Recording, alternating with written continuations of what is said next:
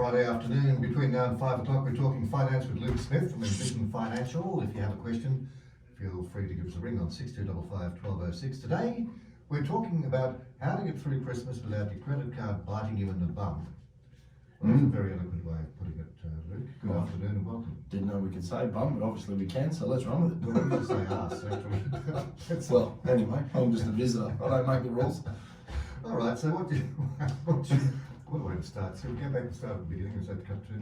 What should people be thinking about when they're out shopping this year? Yeah, look, it's a good point, and it's one of those things that, you know, we've talked over the last couple of weeks about the benefits of managing a budget and thinking about what you're doing and actually being cognizant about where your money's going. And this was really just a bit of a lighthearted way to get people to remember, hey, this is just one day of the year.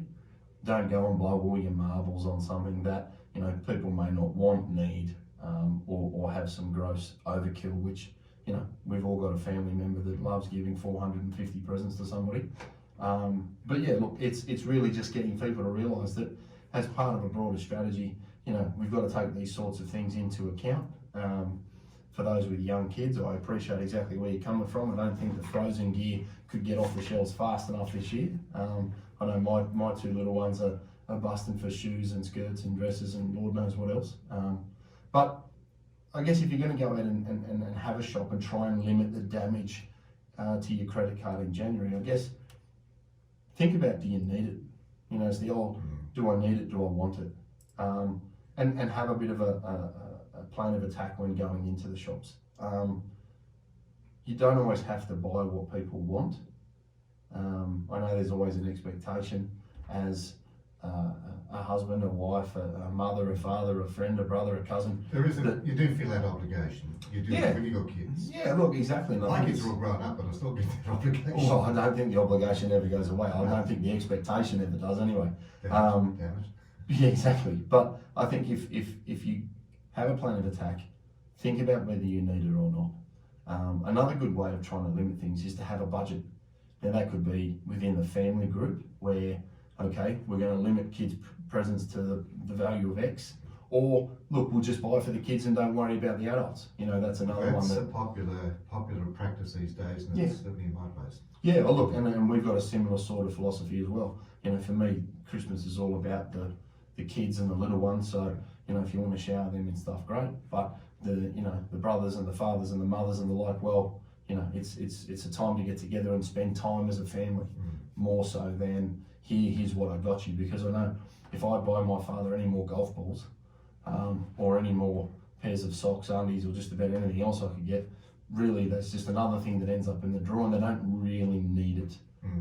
So if you sort of think about it along those lines, it can be a very good way to limit the damage, because 50 here, 100 there, 50 here, 100 there, before you know it, a couple of grand's disappeared and you haven't got anything meaningful to show for it. So that's a good way to try and limit the temptation. Just on that gift-giving thing, giving presents you really don't want. Did you see that report quite recently where there's a re-gifting organisation started up? So if you don't like a present, you take it along to these people. Oh, perfect. There you go. Happy days. And I guess it works for some. Yeah. As long as you're not the bloke that gets my jeans. Well, you may need to cut the ankles off. I'm going to 6'15" of it. Exactly. The other big thing is lower your credit card. Which this time of the year, people tend to extend it, don't they? Well, exactly. I think if you want to limit the temptation, we've said in other shows about budgeting and trying to curb your expenditure by shopping with cash. Another good philosophy there, go out shopping with cash. If you run out of cash, no more presents. It's a very good way to leave the cards at home and limit the damage, because as I've said in previous shows, pay waving credit cards are like kryptonite to sticking to a budget. Because the book as you walk around the shop puts no emotional connection to the transaction, and you can also lose sight of what you've spent because it's not something that you're physically engaged in by handing over money. I'm going to spend $1,000 on presents, I'm going to spend $500 on presents, whatever your number is, take the cash, put it in your wallet, or have a separate card within the family that you use just for these sorts of things with a very low limit that will then, you know, indirectly stop you from getting out of control. Well, I've got to admit, and I'm probably not the prime example here, but in this respect I am, is that I have not had a credit card for about 20 years. Had debit card, So, in other words, if it's not in there, you can't spend it. Yeah, look, another great way of curbing the damage. Obviously, if you're going to spend it, you spend it. But as you say, it's much better to spend the money you have than the money you don't have. So I think that's another great idea.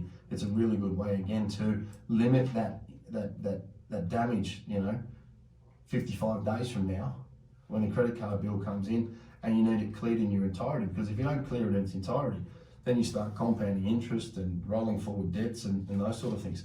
The other thing I would say is a very, very good strategy at the moment, used correctly, is store cards. Going into Harvey Norman or one of these big retailers and saying, right, I've got X amount of time interest free.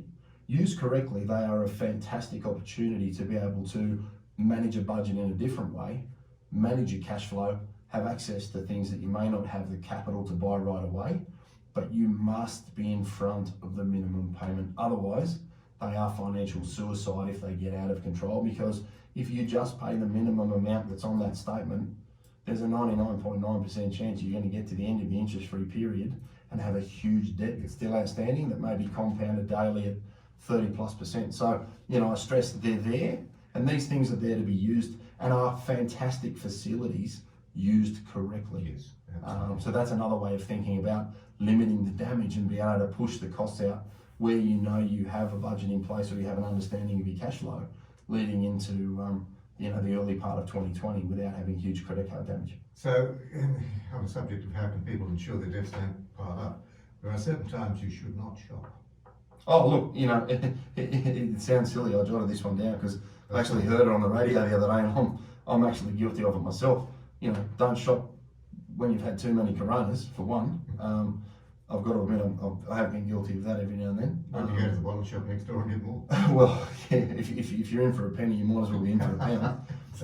Or hungry. They say if you go shopping hungry, it can either speed up the transaction or actually then ensure that you're not in a clear state of mind, or have the all to do to make sure you're actually being responsible. Well, because if you're in the supermarket, of course, you've got impulse buying.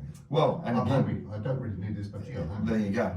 It wouldn't be the first time that the people that lay out these shops are far smarter than the rest of us retailers, and we succumb to an impulse purchase. So there's some of the things that off the bat, set a reminder in your phone when your credit card date is due, because I find a lot of people have trouble reading them and understanding when and how and the amount that needs to be paid on time.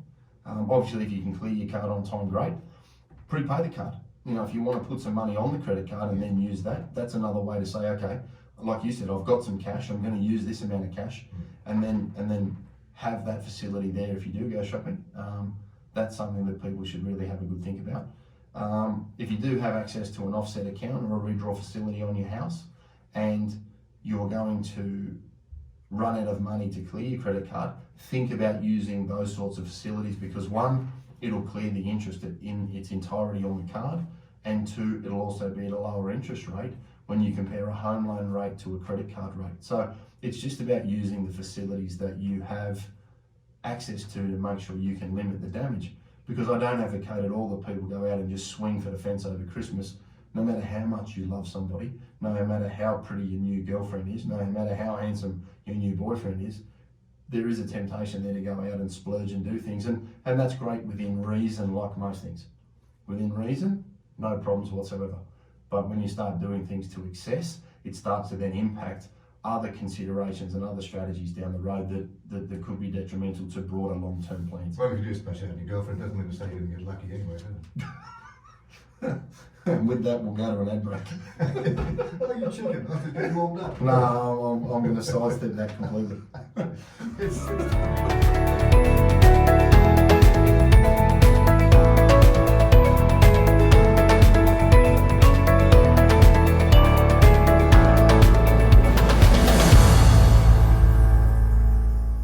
Luke from Envision Financial.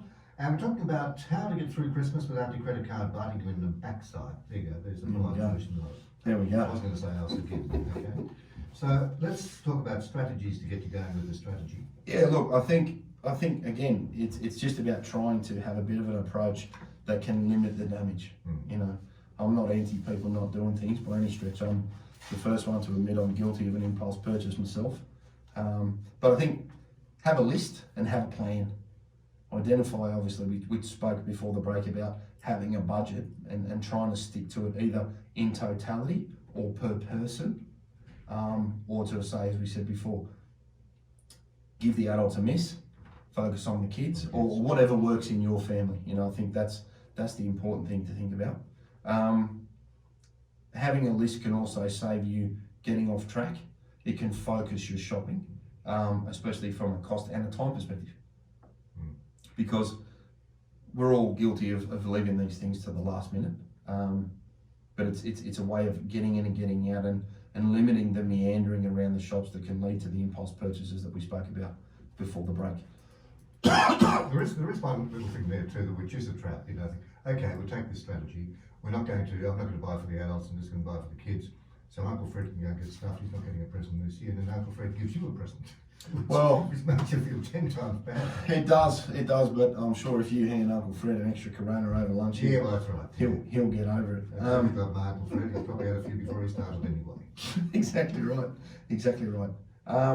You know, strategy-wise, know your card dates, know when and where things need to be paid, and make sure you're on time, because if you can limit the interest cost, obviously your $500 or your $500 or your $1,000 purchase doesn't end up being $1,500 or $2,000 with compounded interest. I can't stress the ability to repay credit cards is one of the greatest challenges that most people have from a cash flow perspective. Not because they don't have the money to do it, it's because they may not pay it entirety. They might go, oh, it's $1,000.10 and we only paid $1,000. If you've missed the 10 cents, then obviously you've got a problem. Prepay your cards, we touched on this before the break. It's a very good way to limit the damage from a credit standpoint and just use the debit element of a card. As you mentioned, having a debit card instead of a credit card, at least it's your money and you're not accruing interest on what you already have. Actually ask people what they want. I know as I'd be scared to do that. Well, They won't tell me. But again, I think, you know, I say this to my wife a lot, and the answers can be few and far between. Or very, very general. Buy me something nice, I think she said the other day. So, you know, it doesn't exactly help. But if you do have family members like that, where you do have mothers and fathers and uncles and whoever's engaged, or even the kids, you know, what are the kids sort of liking at the moment? Because you can get ages of children very, very wrong, and things come in and out of favour very, very quickly. So if you actually ask mum or dad, well, what does little Billy want, then you're actually going to get something that's of use instead of spending money on something that they lost interest in 6 months ago. Yeah. What about gift cards? Yeah, look. I mean, that's when you're trying to choose somebody for somebody. Yeah. And you know that they like shopping at a certain particular store. No, great idea. Then you pay for that anyway. Big fan of the gift card.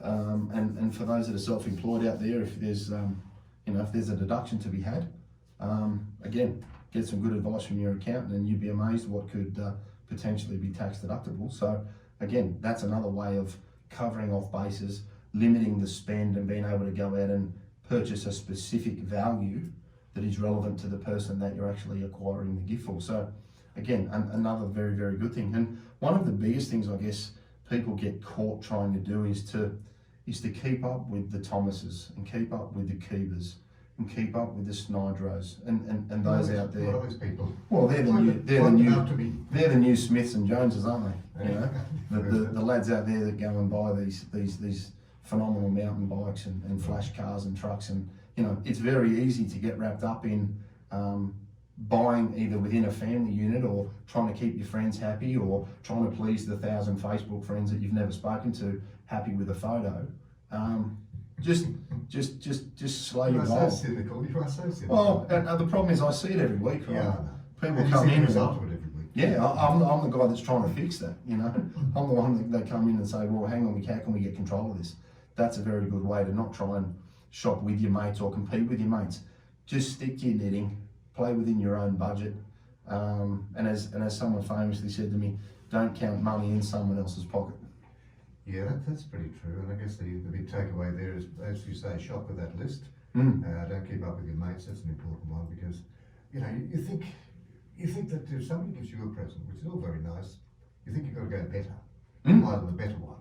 Yeah. Which is, it's fool's gold, really. Yeah, look, it is, and you know, it's one of those things inside a family as well. Things can become a bit competitive. My kid's got this, your kid's got that, you got them this gift, I got them that gift, and all of a sudden it's you're trying to wrap up a year's worth of love in one day, and that's ultimately not what it's about. You know, it's about spending time with your family and connecting with the people that you care about, and just being able to have that little bit of time, because there are very few times in a year when everybody can sort of just jump off the treadmill and go about their business and actually have a bit of time for themselves. And I think people need to remember that that is ultimately what Christmas is about. Yeah. So, you know, it's not just about the giving of the gifts, but it's about the sharing, and it's about the time together and that sense of community and family. And you know, it's really, really good. And I think another thing people could do if they are out shopping is remember those that are a little less fortunate than others, and make a donation where possible. If you can make a contribution to a charity or help somebody out or do something that, you know, someone else would really appreciate. I think if you're going to do something at any point during the year, this is one of those times where a little bit can go such a long way. And I think a really good illustration of that at the moment are these poor guys out, you know, losing their lives, volunteering to fight the fires. And you know, it's one of those things that, you know, they're braver than anybody, right? And I'd salute the people out there that do that, that give up their time. And for some of them, their occupation and their livelihood, because some of them are obviously self-employed, and they're out there fighting fires and doing something that some of us aren't brave enough to do or don't have the skill set to do, for the greater community. And I think if Christmas is one of those times where you can spare a few dollars or some time, or volunteer or give or re-gift, you know, and give, you know, toys to kids that aren't as fortunate as others, I think you can't ask for any more as people in society these days. It gets too lost too quickly. Yeah, I guess the bottom line is, you know, there's enough hangovers over Christmas and New Year. Why prolong the headache? Really. Yeah, look, exactly. I just think it's one of those times where you get to sit down and realise sometimes how fortunate you are, and make the most of the time that you have, because 2019 has been one of those years for me in our business where we've lost some of our best clients through illness, through accident, and it really gives you that reality check to say, hang on a sec, we're lucky to still do the things that we do and be here, because we may not be, like the poor blokes this morning on the, you know, the fiery. So, you know, cherish the time with the family and try and just limit that damage so it doesn't take the shine off an otherwise great period with your loved ones. Okay, well, about 45 seconds to spare. Where can listeners get more information? Yeah, look, obviously, you know, appointments for this year completely shut. So I think I've got to say a big thank you to Barb and Sally, because they've been absolutely instrumental in the success of the year, and a number of clients out there that thank them on a daily basis. But 6260-4749 if you're unsure in the new year. Obviously on the website, www.envisionfinancial.com.au. We've got the strategy stack at Luke Talks Money podcast, and obviously there's YouTube with Envision Financial Canberra. Mate, you have a wonderful festive season, a happy New Year, a happy Christmas, and a very, very happy and hopefully prosperous 2020. You too, buddy. Thanks so much. Again in 2020. Done. That's Luke Smith from Envision Financial.